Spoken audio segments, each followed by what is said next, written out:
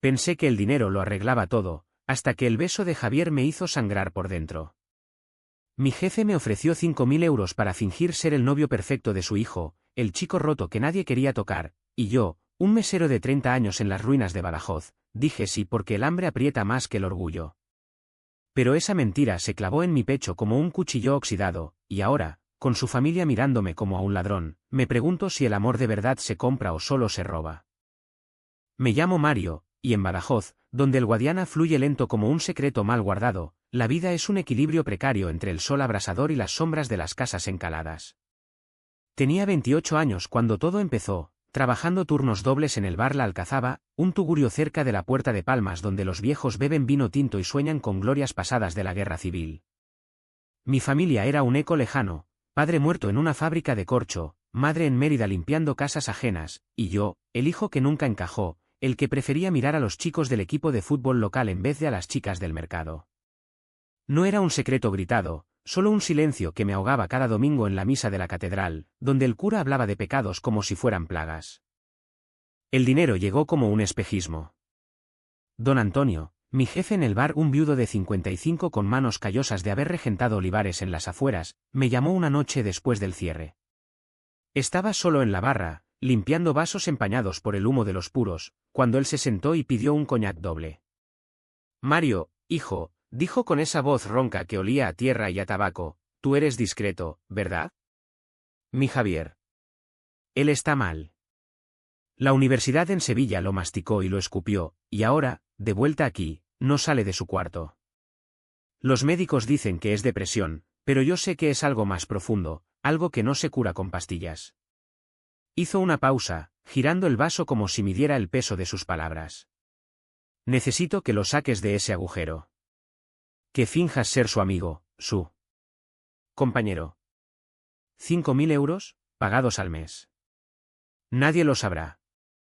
Lo miré fijamente, el corazón latiéndome como un tambor en la feria de San Juan. 5.000 euros eran un año de alquiler en mi cuchitril de la barriada de las Lomas, eran deudas pagadas, eran un boleto para salir de esta ciudad que me asfixiaba con su calor seco y sus miradas juzgadoras. ¿Por qué yo?, pregunté, aunque ya sabía la respuesta, porque era soltero, porque no tenía ataduras, porque en los rumores del bar se susurraba que yo era diferente, que una vez me habían visto besando a un turista en las orillas del río. Don Antonio sonrió, una sonrisa tensa como el hilo de un bordado extremeño. Porque confío en ti, Mario. Y porque Javier te necesita. Solo sal con él, llévalo a los sitios, haz que parezca normal. Nada más. Firmé el pacto esa misma noche, en un papel arrugado que él sacó de su bolsillo, como si hubiera estado esperando el momento. Al día siguiente, Javier apareció en el bar. Era alto, delgado como un ciprés en la dehesa, con ojos verdes que parecían absorber la luz del mediodía y un cabello negro revuelto que le caía sobre la frente. 23 años, licenciado en Historia que no servía para nada en Badajoz, y una tristeza que se le pegaba a la piel como el polvo de las calles. Papá dice que vengas a cenar, murmuró sin mirarme, como si yo fuera un mueble más en la sala. Su voz era suave, casi un susurro, pero había en ella un filo, como el de un cuchillo que aún no decide cortar. La primera cena fue en su casa, una finca modesta en las afueras, rodeada de olivos retorcidos que susurraban con el viento del sur. Doña Carmen, la madre de Javier, una mujer menuda con manos que olían a romero y a oraciones, nos sirvió gazpacho frío y migas extremeñas, hablando de nimiedades, el precio del aceite, la procesión de Semana Santa. Don Antonio observaba, asintiendo, y Javier comía en silencio, sus rodillas rozando las mías bajo la mesa de roble. Sentí su calor, un roce accidental que me erizó la piel, y por un segundo, olvidé el dinero. ¿Qué estudiaste tú, Mario?, preguntó ella, con esa cortesía que esconde interrogatorios.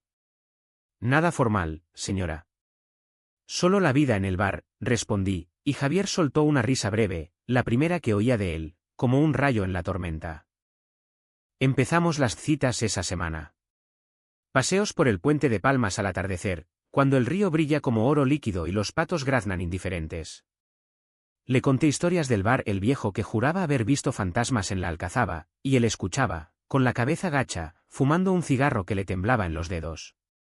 Odio este lugar, dijo una tarde, sentados en un banco de piedra cerca del Parque de la Fuente del Sol. Badajoz es como una tumba abierta. Todos saben tus secretos antes de que los cuentes. Quise preguntar por los suyos, pero recordé el pacto, fingir, no indagar. En cambio, le pasé un brazo por los hombros, un gesto casual, y él no se apartó. Su cuerpo era cálido, tenso, como un animal herido que aún confía. Las semanas se convirtieron en rutina. Cine en el multicine, donde veíamos películas francesas que nadie más elegía, y él se recostaba contra mi hombro en la oscuridad, su aliento oliendo a chicle de menta. Cafés en la plaza alta, bajo los arcos mudéjares, donde las palomas picoteaban migas y las madres paseaban carritos. Don Antonio me enviaba mensajes: bien hecho, Mario. Sigue así. El dinero llegaba en sobres marrones, crujientes como hojas secas, y yo lo guardaba en una lata bajo mi cama, sintiendo su peso como una culpa creciente. Pero Javier empezó a abrirse, grietas en su armadura. Una noche, después de una tormenta que dejó las calles relucientes, me invitó a su cuarto. Era un caos de libros amontonados, García Lorca, Machado, tratados sobre la guerra civil y pósters descoloridos de Madrid que hablaban de un sueño frustrado. En Sevilla era libre, confesó, sentado en el borde de la cama, con las manos entrelazadas como en oración. Allí podía ser yo, ¿sabes? Besar a quien quisiera sin que el pueblo entero lo gritara en la plaza. Sus ojos se clavaron en los míos, y por primera vez, vi el abismo, el rechazo de su padre, que lo había enviado a la universidad para hacerlo hombre, las miradas de los tíos en las fiestas familiares, la soledad que lo devoraba como el Guadiana en invierno.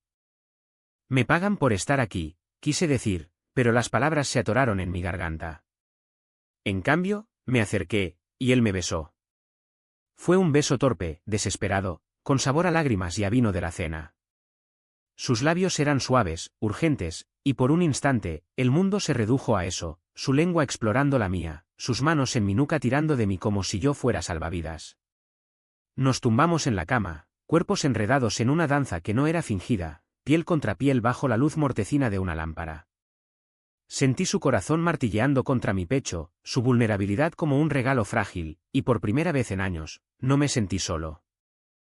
Al día siguiente, el remordimiento me golpeó como un mazazo. Caminé por las murallas de la ciudad, donde el viento del Alentejo susurra promesas rotas, y me pregunté qué demonios estaba haciendo. Javier me mandó un mensaje: gracias por anoche. No sé qué eres para mí, pero no pares. Y yo, con el bolsillo lleno de dinero sucio, respondí: nunca pararé. Pero la mentira crecía, un tumor en mi pecho que me robaba el aliento. Las cosas se complicaron en la feria de septiembre. Badajoz se transforma entonces, luces colgantes en las calles, casetas con jamón y manzanilla, el bullicio de la gente bailando sevillanas bajo las estrellas. Don Antonio insistió en que fuéramos como pareja, para que los vecinos vieran y callaran las lenguas. Javier estaba radiante esa noche, con una camisa blanca que le ceñía los hombros y una sonrisa que iluminaba más que los faroles. Bailamos, torpes al principio, sus caderas contra las mías en un ritmo que era más promesa que tradición. Te quiero, murmuró en mi oído, con el olor a fritanga y a jazmín flotando en el aire. Y yo, ahogado en su cercanía, respondí lo mismo, aunque el dinero quemaba en mi bolsillo como un hierro al rojo. Pero la familia acechaba. Doña Carmen nos miró de reojo desde la mesa, sus labios apretados en una línea fina. Es bueno verte feliz, hijo, dijo, pero sus ojos decían otra cosa: escrutinio, duda, el peso de una fe que no perdona desviaciones. Don Antonio palmeó mi espalda, fuerte como un pacto renovado: sigue cuidándolo, Mario. Eres lo mejor que le ha pasado. Y Javier, ajeno, me apretó la mano bajo la mesa, su pulgar trazando círculos en mi palma que me erizaban la piel. La presión empezó a filtrarse. Javier me contaba sueños a medianoche, llamadas robadas cuando su padre roncaba en la habitación contigua, de huir a Lisboa, de estudiar arte en Barcelona, de un futuro donde no tuviera que esconderse. Yo asentía, besándolo en la oscuridad, pero el secreto me carcomía. Una vez, en el baño del bar, me miró en el espejo empañado y dijo: a veces siento que esto es demasiado fácil. Como si no lo mereciera. Quise confesar, pero el miedo me paralizó, miedo a perderlo, a que me viera como el mercenario que era. El primer golpe vino de la nada. Una tarde en el Alcázar, sentados en el jardín donde los naranjos perfuman el aire, Javier recibió una llamada. Era su primo, un bruto de Olivenza que olía a cerveza y a homofobia barata. Escuché que andas con el mesero del bar. ¿Es verdad que te pagan por follarte a un maricón? Javier colgó, pálido como la cal de las paredes, y yo lo abracé, murmurando tonterías sobre ignorar a los idiotas. Pero el daño estaba hecho, la duda se instaló en sus ojos, un velo que no se disipaba con besos. Empecé a notar las grietas en mí mismo. Dormía mal, soñando con el dinero desparramado en el suelo como sangre, con Javier descubriéndolo y mirándome con odio. En el bar, don Antonio me observaba más, sus silencios pesados como el plomo de las minas extremeñas. Está mejorando, gracias a ti, decía, pero había en su voz una advertencia, no te pases de la raya. La densa atmósfera de la ciudad se cerraba sobre nosotros. Badajoz, con sus plazas sombreadas y sus conventos silenciosos, era un laberinto de juicios mudos. Los domingos, en el mercado de abastos, las vecinas cuchicheaban al verme pasar con bolsas de naranjas. ¿Ese no es el novio del hijo de Antonio? Tan joven y ya con un hombre. Javier lo oía todo, y en vez de rebelarse, se encogía, volviendo a su caparazón. Quizá papá tenga razón, me dijo una noche, acurrucado contra mí en mi piso diminuto, con el olor a humedad subiendo de las baldosas. Quizá soy una decepción. Le besé la sien, inhalando su aroma a jabón y a tristeza, y juré en silencio que lo protegería, aunque el precio fuera mi propia alma. Pero la represión se acumulaba como el polvo en las estanterías del bar. Javier empezó a beber más, coñac solo en las sobremesas, y sus caricias se volvían urgentes, casi violentas, como si quisiera borrar el mundo con mi cuerpo. Yo cedía, siempre, porque en esos momentos, el fingimiento se disolvía y solo quedábamos nosotros, dos almas perdidas en la penumbra de Badajoz, buscando refugio en la carne del otro. Sin embargo, cada amanecer traía la culpa renovada, un ácido que me corroía las entrañas. Un día, en las afueras, cerca de las ruinas romanas de Talavera la Vieja, le propuse un picnic improvisado, pan con tomate, queso de la Serena, una botella de vino de la Ribera del Guadiana. El sol caía a plomo, dorando los campos de alcornoques, y por un rato, fuimos libres. Javier rió, una risa genuina que me atravesó el pecho, y me contó de su infancia, cómo su padre lo llevaba a cazar conejos en la dehesa, cómo soñaba con ser pintor pero lo obligaron a historia. Tú me haces sentir visto, dijo, trazando mi mandíbula con los dedos. Y yo, con el corazón en la garganta, lo besé bajo el cielo infinito, prometiendo en silencio que el dinero no importaba. Pero la burbuja estalló esa misma noche. Regresamos a la finca, sudorosos y felices, y encontramos a don Antonio esperándonos en el porche, con un cigarro entre los labios y una expresión de piedra. Hablemos, Mario, dijo, señalando el cobertizo donde guardaba las herramientas.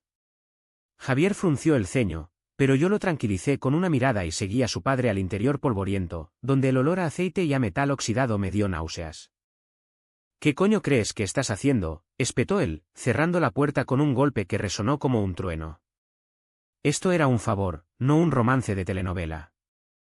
5.000 euros por compañía, no por meterte en su cama. Sus palabras me golpearon como puñetazos, y vi en sus ojos no ira, sino miedo, el miedo de un hombre que había perdido a su esposa joven y ahora veía a su hijo escurrírsele de las manos. Él te necesita estable, no un lío que lo hunda más, continuó, sacando otro sobre del bolsillo. Aquí tienes el resto. Termina el mes y desaparece. Me quedé paralizado, el sobre ardiendo en mi palma como una brasa. Lo quiero de verdad, murmuré, la voz quebrada. Don Antonio rió, una risa seca como el verano extremeño. Todos queremos cosas, Mario. Pero la realidad es que Javier es frágil. Tú eres temporal. No lo jodas. Salí de allí tambaleándome, con el secreto latiendo en mis venas, y encontré a Javier en la cocina, sirviéndose un vaso de agua con manos temblorosas. ¿Qué pasó?, preguntó, y yo mentí, nada, solo charlaba de trabajo. Esa noche, hicimos el amor con una intensidad febril, como si supiéramos que el fin acechaba. Sus gemidos llenaron la habitación, su cuerpo arqueándose bajo el mío, y en el clímax, sollocé contra su cuello, el peso de la traición aplastándome. Al amanecer, él durmió plácidamente, pero yo velé, mirando el techo agrietado y preguntándome cuánto tiempo más podría sostener la fachada. La tensión se volvió palpable, un nudo en la garganta que no se deshacía. Javier notaba mi distancia, las respuestas cortas en las cenas, las excusas para no pasar la noche. «Estás raro», me dijo una tarde en el Parque Luis de Morales, sentados bajo un plátano centenario cuyas hojas susurraban juicios. «Como si te arrepintieras». Negué con la cabeza, besándolo para callar las dudas, pero el beso sabía a bilis. En el bar, los clientes murmuraban, el primo de Javier había soltado la lengua, y ahora las miradas me seguían como sombras. Doña Carmen dejó de invitarme a misa, y don Antonio me pagaba en silencio, sus ojos duros como el granito de las murallas. Intenté romper el ciclo. Planeé una escapada a Cáceres, a ver las casas colgadas de la ciudad vieja, pero Javier canceló, papá dice que no es buen momento. El control se cerraba, sutil pero inexorable, como las raíces de un olivo estrangulando la tierra.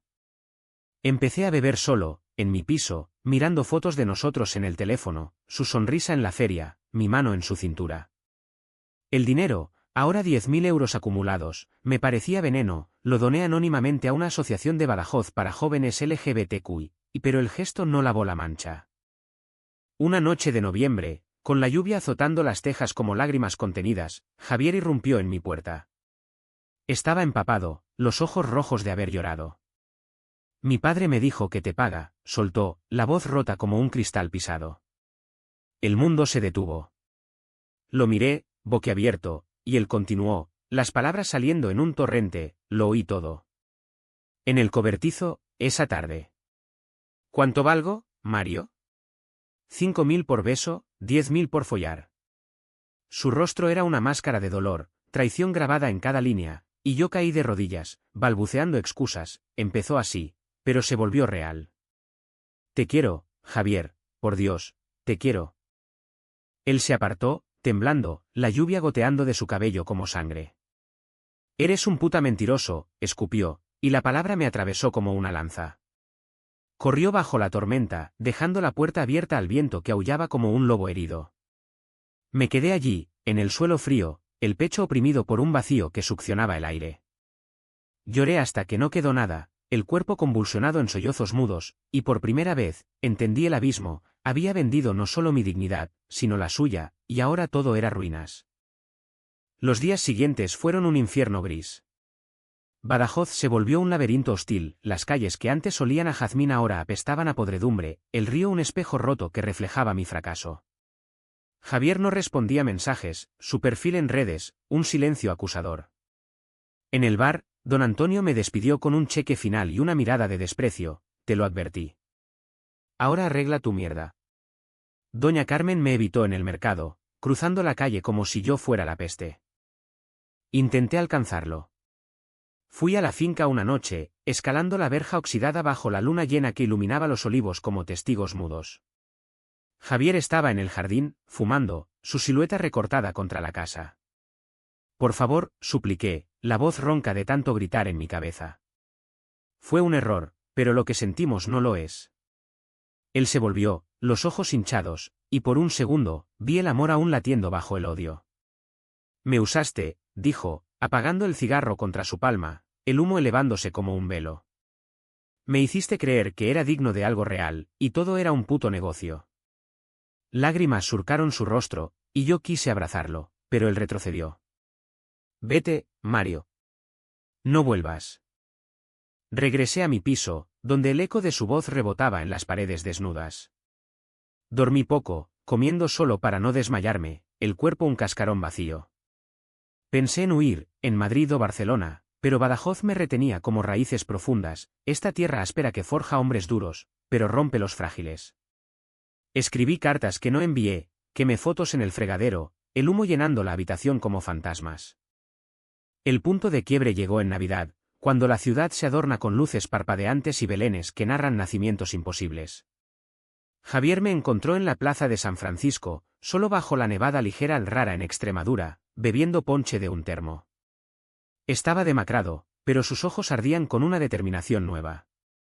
«No puedo odiarte para siempre», dijo, sentándose a mi lado en el banco helado. «Porque si lo hago, me odio a mí mismo más». Hablamos durante horas, las palabras fluyendo como el Guadiana desbordado, mis miedos al rechazo, su lucha con la identidad, el peso de una familia que amaba pero asfixiaba. Papá lo hizo por amor torcido, confesó. Quería salvarme, pero casi me mata. No nos reconciliamos esa noche, pero plantamos una semilla. Días después, confrontó a don Antonio en la cocina, voces elevadas que oí desde la calle. No soy tu proyecto, padre. Soy gay, y Mario me ama, con o sin tu dinero. El silencio que siguió fue ensordecedor, roto solo por un sollozo ahogado. Doña Carmen, testigo muda, abrazó a su hijo por primera vez sin reservas, sus rezos transformándose en aceptación tentativa. Yo, meanwhile, pagué el precio. Perdí el bar, el dinero donado no volvió, y las miradas del pueblo me marcaron como alimaña. Pero en las noches, Javier venía, y hacíamos el amor con una ternura nacida del fuego, sus dedos trazando mis cicatrices invisibles, mis labios susurrando promesas en su oído. No era un final de cuento, era real, Guy Gok, con discusiones sobre el futuro y silencios cargados de duda. Don Antonio nos toleraba a distancia, un hombre roto que aprendía a soltar. Un año después, en la misma plaza donde todo empezó, Javier y yo caminamos de la mano bajo el sol de primavera. Badajoz florecía, azahares perfumando el aire, niños riendo en las fuentes. Valió la pena, dijo él, apretando mi mano. Yo sonreí, sabiendo que el amor no se compra, pero se gana con sangre y lágrimas. Y en el horizonte, el Guadiana fluía sereno, recordándonos que algunos ríos curvan, pero nunca se detienen. ¿Cuánto pagas por un corazón que late por ti? En Badajoz, lo descubrí, todo, y nada a la vez.